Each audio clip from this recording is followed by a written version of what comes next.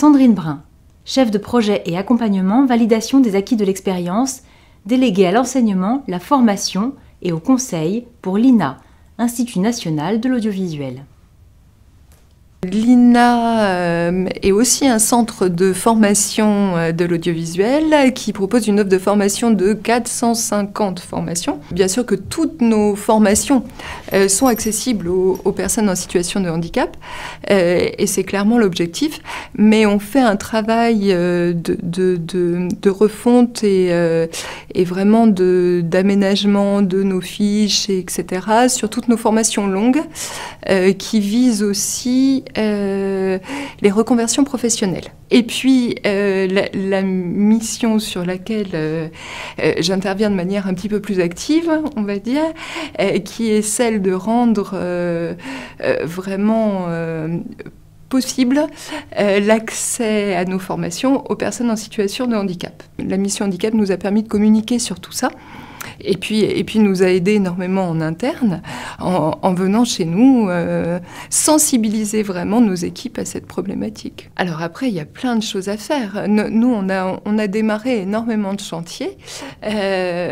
Si réellement on a des candidats en situation de handicap qui postulent à nos formations, il y a un vrai travail d'accompagnement, à la fois en matière de recherche de financement. On peut organiser des interventions peut-être pendant les journées portes ouvertes avec des actions dédiées. Il y a plein de choses à faire. Donc on a monté une formation spécifique avec une association qui s'appelait Retour d'Image, qui était vraiment du coup destinée à des stagiaires non-voyants. Ce qui n'est pas forcément le cas en audiodescription, donc on était vraiment dans le cadre du spécifique parce que quelquefois l'audiodescription est réalisée par des voyants. Là, il y avait une vraie demande de cette association que les gens qui assistent à cette formation soient non-voyants. L'année prochaine, sur le CQP Animateur Radio, on accueille un stagiaire en situation de handicap qui est déficient visuel. Et là, on va vraiment mettre en place des moyens de compensation qui vont être quand même assez conséquents.